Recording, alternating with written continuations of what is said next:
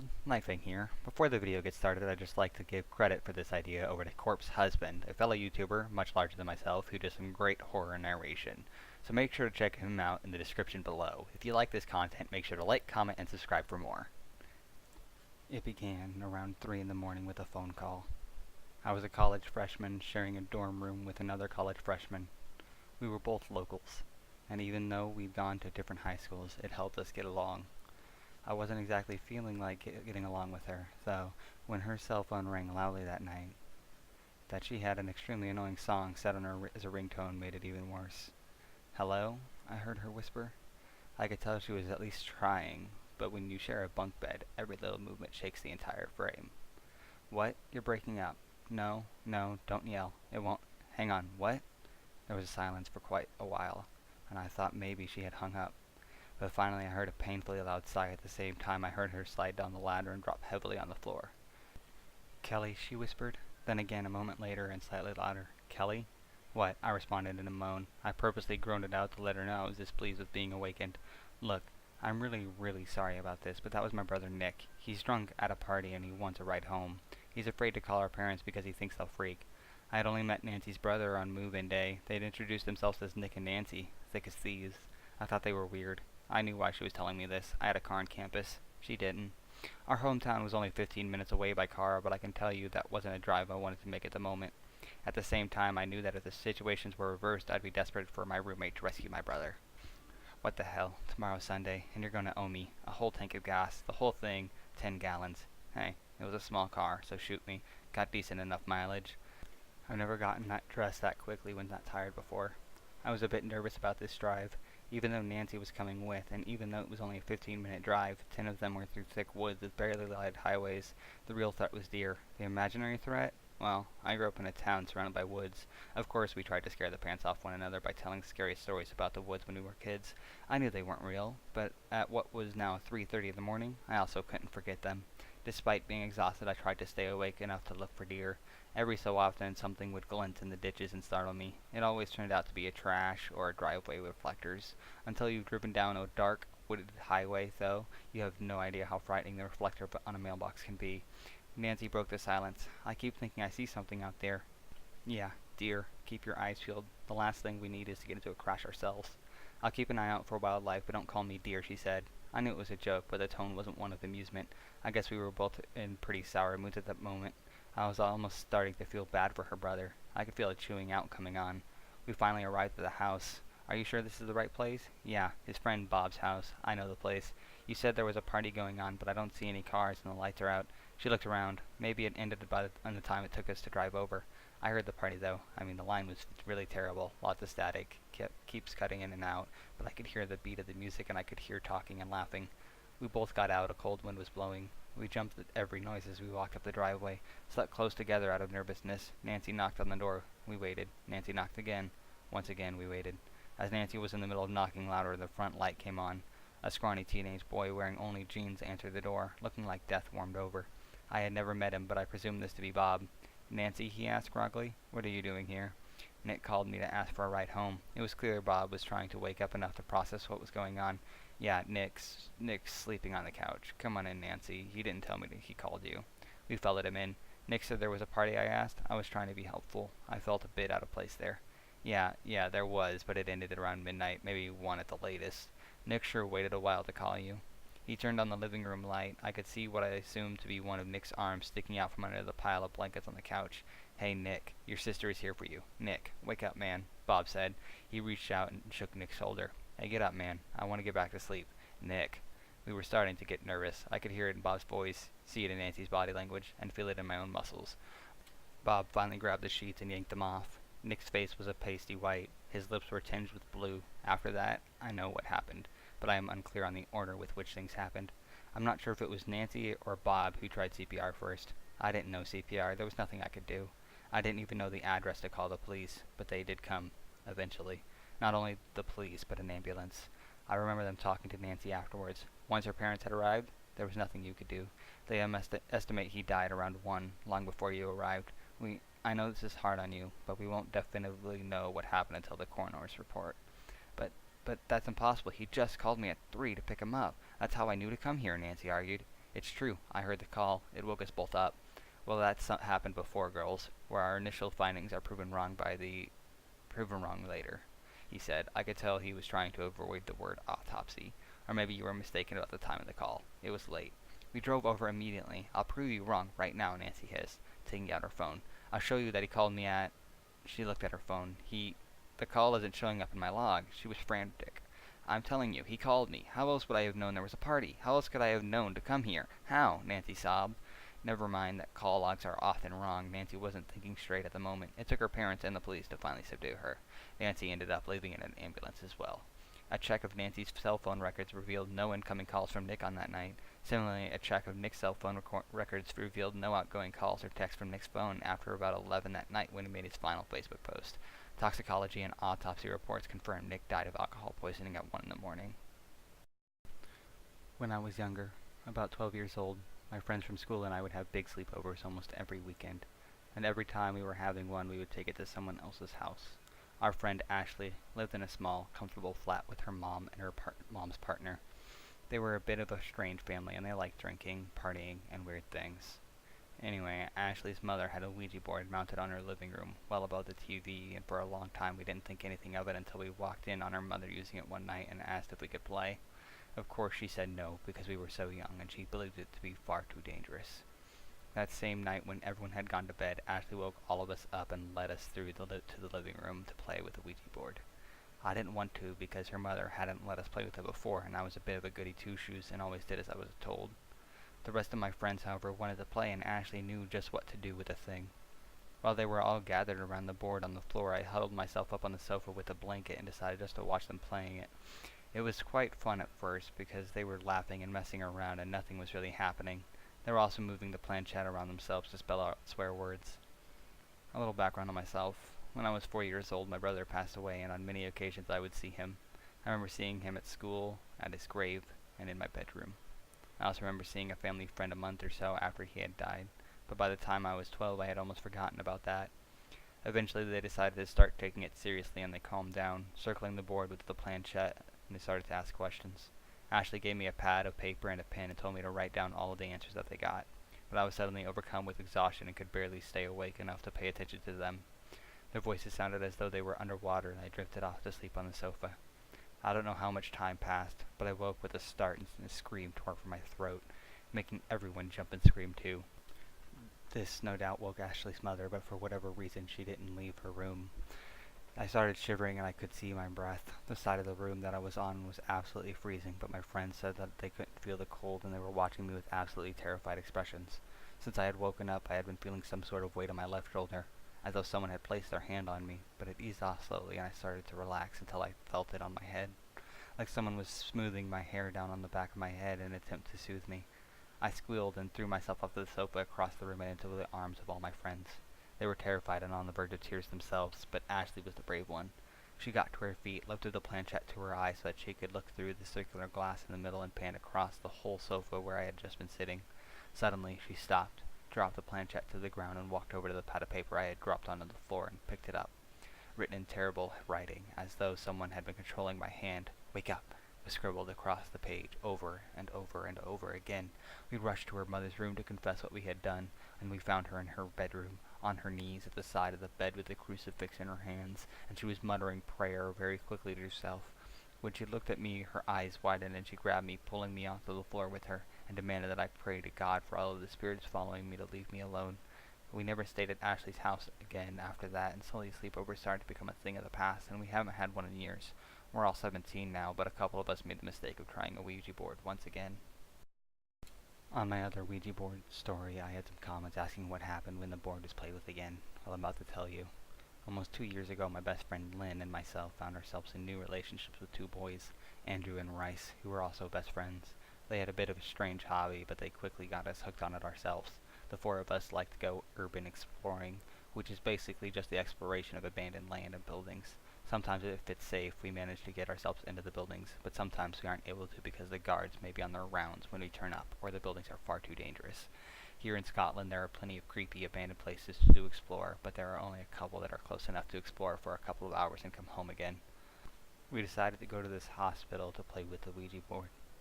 As far as we know, there isn't a horrifying story to go with this hospital, and there's no nightmarish reason for everyone leaving. However, judging by the amount of things that were left behind, it certainly looks as though everyone up and left in one day. Anyway, we picked the lock on the door like we had done every time before. Not exactly illegal, we know. We got in trouble the next time we came around. Walked through a little rec room and through a small reception area, up a marble staircase and down another corridor until we entered what seemed to be a bathroom of some kind. We set ourselves up in the middle section where it was empty except for a small mirror mounted on the wall, half wall. Unfortunately, that was directly behind me, and I have a horrible phobia of mirrors. A while before this, I had purchased my own Ouija board, but I had never used it up until this point. I'd been far too terrified. It was my board that we brought with us on this night, and we set it up right in the middle of the floor, lit the candles around it, and turned off our flashlights. We all placed 2 fingers on the planchette, and I spoke to any spirit who may have been with us by saying, "Spirit, this is a safe place. We only wish to communicate with you, ask you questions, and learn from you. Please come through and talk with us for a while." We all made sure that we were completely relaxed and ready for what was going to happen. For a few moments we remained completely silent and circled the planchette around the board until we all felt the temperature drop ever so slightly. "Is anybody there?" Andrew asked, taking the role of the leader. From this moment on, it would be he who would ask the questions. We only managed to make 2 more circles around the board before the planchette slid to yes on the top left-hand corner of the board. Andrew then asked what the spirit's name was, and the name was Tom. "How old were you when you died?" he asked. 6.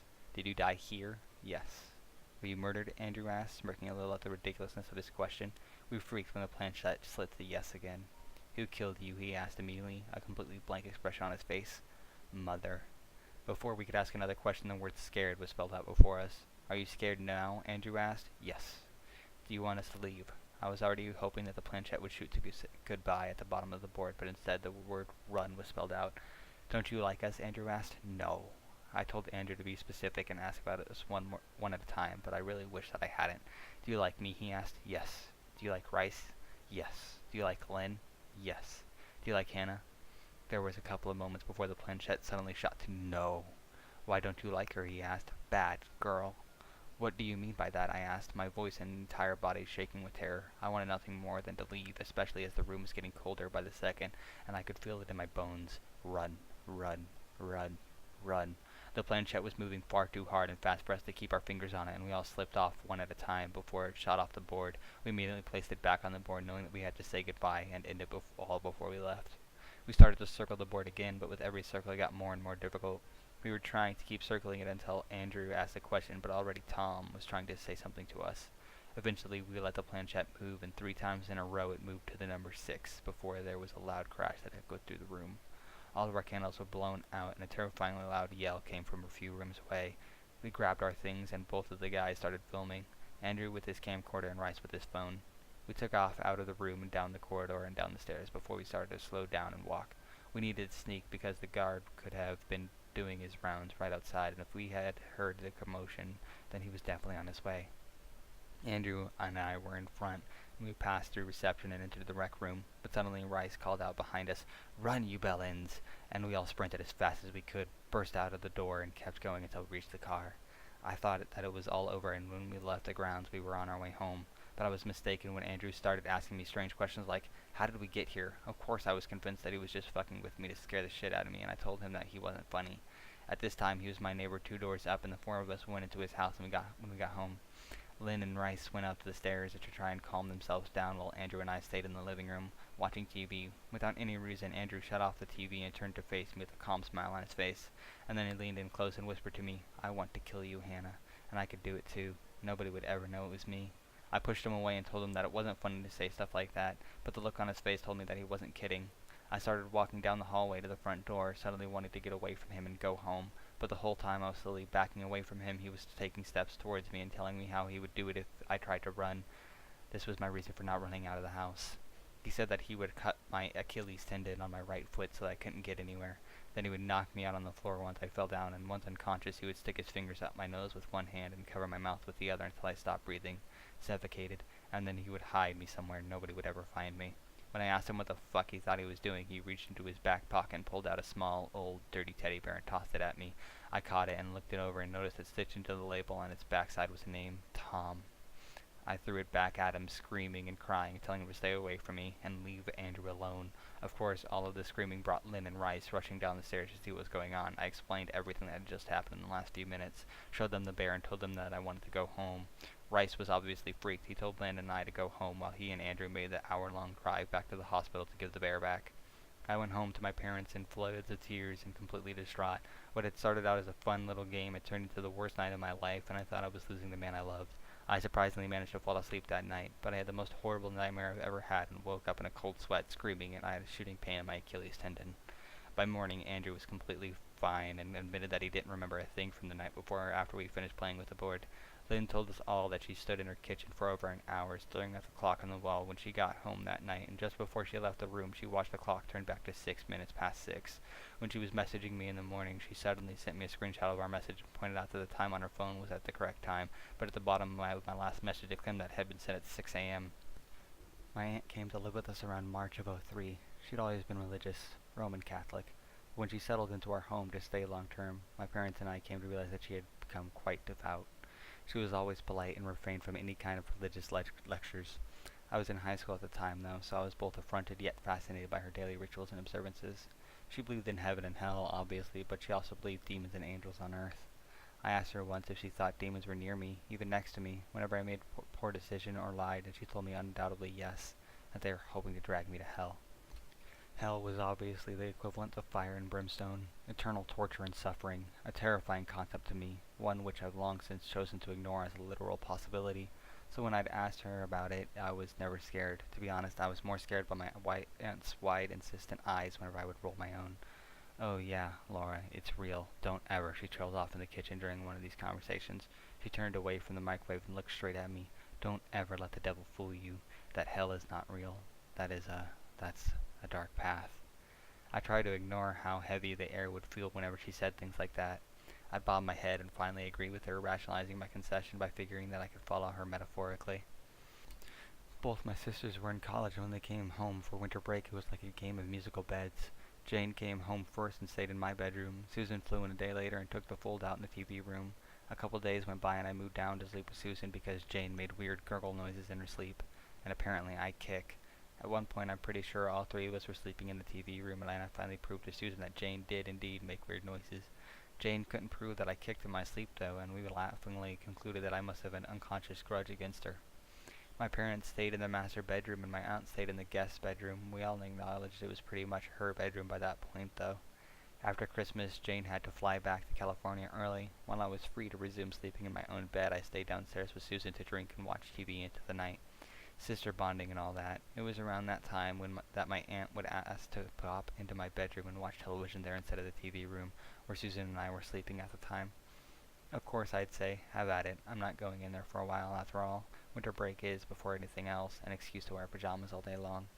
So the first couple of times I would walk into my room to change or grab something, I don't think I noticed that the full-length mirror leaning against the wall was faced the wrong way. When I did notice it, though, I turned it back to face my room and went downstairs to find my dad. Found my mom in the kitchen instead. "Hey, Mom, have you seen Daddy?" No, I don't know. He might be downstairs. Why?" "I think he turned the mirror around in my bedroom. Was he trying to fix it or something? Do you know?" I asked casually, leaning against the counter and grabbing a few crepes from the bowl. No," my mom said bluntly, her eyebrow quirking up. "Yeah, no, I know it would be weird." Which it was. The back of the mirror was practically cardboard, and the plastic border along the edges had long since fallen off. Every time you moved it, you'd have to be careful not to slide your hand down the side and cut your palm open. No idea why my dad would go all handyman on it. Better to just throw it away, if anything. "Maybe it was Jen," my mom offered quietly, not knowing exactly where my aunt was in the house. "Really? Why would she do that?" My mom shrugged and gave me a look that said we probably didn't want to know. My mom was generally more disturbed by my aunt's literal interpretations of the Christian religion than I was. She steered clear of those conversations with her sister. There are some awesome freedoms associated with being a teenager. One of them is that you get to stay up as late as you want when school is not in session. So I stayed up all night with Red Bull and an internet connection. I was ready to crash around 7 in the morning, and I decided to hike it up into my bedroom and fall asleep there. I was about to lie down when I saw the mirror turned around again. Annoying habit of Aunt Jen's, one which I didn't really want to ask her about. Thinking about creepy demons and or soul stealing via reflective surfaces was not something I wanted on the agenda before falling asleep. Thing is, the fact that it turned to face the wall creeped me out more because I kept thinking about what she could possibly have been thinking. You know, like how when parents tell you to close your eyes during the scary parts of a movie, but that while your eyes are closed, you're thinking of scarier things happening than what's actually being aired. It was kind of like that. So before passing out, I grudgingly got up and flipped the mirror back to face the right way. Woke up at a healthy 4 p.m. and groggily made my way downstairs to the kitchen to see what was going on. My mom and sister were at the table chatting away. Aunt Jen was at church, a normal thing. She'd go to early mass. My dad was somewhere, probably picking up wine at Trader Joe's. My sister and mom called me Sleeping Beauty jokingly, and I smiled blearily as I sat down at the table. My mom asked me how I slept. Really good, yeah, I said, my voice scratchy. Very well rested, I yawned. I stretched and pushed my sleeves up as I reached for the book lying on the table in front of Susan. "Oh, whoa, Laura, what happened?" Susan asked. "What, Laura?" My mom chimed in as she moved to get the same view of my forearm that my sister had. "What?" I trailed off, pulling my arm back and twisting it around to see what they were seeing. A deep bruise about 2 inches long started at my elbow and moved down in a surprisingly even line. "Shit," I murmured. "Must have knocked it." "Does it hurt?" Susan asked, concerned. I looked up and shrugged. "No, not at all. I mean, I pushed on the bruise. Unless you do that," I joked. "Laura, don't do that. Come on." My mom rolled her eyes. I continued to study the bruise, knowing full well my mom and sister were still staring at me for further confirmation that I was okay. "Huh. I don't even remember hitting it," I said lightly, then set my hands back on the table and reached for Susan's book again. "What are you reading?" I asked, deliberately switching the subject. The second night, I had to turn the mirror back around again. I climbed into bed, had another dreamless sleep, and woke up refreshed. I took a bath that day and noticed another bruise, though. It was the skin above my ankle this time, and it was around my ankle. Like I couldn't have hit it against the wall unless I had hit it at every angle. You'd think this would freak me out, but I actually shrugged it off. It was just a bruise. A weird bruise, but I certainly wasn't going to make a big deal out of it. What the hell is the recourse for having a weird bruise? You just share that you had a weird bruise and everyone go, "Huh, okay, let's keep an eye on it." But I have eyes. I'd keep my eyes on it, so problem solved. The third night I turned the mirror to face forward as I stumbled. God damn, Jen likes watching TV in here. And got into bed. I turned off the light and pulled the covers up around me. The snow was falling heavily outside and the winds were whipping the branches in front of my window. The moonlight and shadows kept moving around my room. I wasn't scared. Safe and secure under my comforter, I slowly drifted off to sleep. The muffled sound of a bird crowing was barely audible, but I heard it while I was halfway conscious, as I thought it was a leftover noise from a dream until I heard it again and froze. It sounded like it was in my room. It was this low, grating caw sound, and after a couple seconds it scratched on for longer than it should have. It frayed my nerves like nothing else when it kept on vocalizing past a regular bird's ability, making a low, gravelly noise. "Shit," I yelled, finally breaking my freeze and turning over in a panic to flip the bedside light on. Just as I moved, I sensed something else, something big on the floor next to my side of the bed. It was pitch black at the time, but I swear I saw a figure hunched over on the floor right beside me, and it was moving. I screamed as I jumping back from the nightstand and away from the figure. I really screamed too, mainly in an effort to drown out the sounds I had started to hear coming from the figure. A few snuffles, grunts, and then a long, low growl as it hunched and disjointedly shuffled its way back from the bed. The crow called out again, and I saw the flicker of a black body pass by my curtains before it disappeared into the corner where my mirror stood. Shaking with fear, I watched the figure stumble back on the floor and in the same direction. It seemed injured, and its growl was garbled until it reached the mirror, at which point it screamed at such a high pitch I jumped again and clutched my ears. I cried out again for anyone to get the fuck into my room, and just as the ear-splitting pitch had sounded, it stopped and a light was switched on. "Laura," Aunt Jen whispered intensely, her eyes wide and mouth open.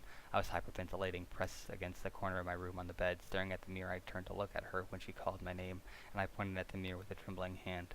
Just when the rest of my family filtered in, jostling into each other, asking what was happening, if I was okay. It must have just been a bad dream. The whole time, I vaguely watched my aunt, out of everyone, walk purposefully towards the mirror and flip it around to face the wall. My eldest sister told me to come downstairs and sleep the rest of the night in her bed, and I couldn't have jumped out of mine faster. The next morning, I took the mirror out of my bedroom and put it in the garbage next to the Ouija board. Another object my aunt was particularly adamant about keeping out of the house. I've been in hotel rooms that have mirrors, and my dorm room in college had to have a mirror in it. Luckily, nothing like what happened that night had happened ever again, but I don't keep mirrors in my bedroom anymore, if I can help it. I never spoke to Aunt Jen about what it was that I had seen. It didn't hit me until after that the creatures in my room had been unnatural and evil. I didn't want to hear my aunt tell me with that scary tone of conviction that I'd seen a demon that was trying to drag me to hell, because I know that's what she'd tell me, and I know she'd be right.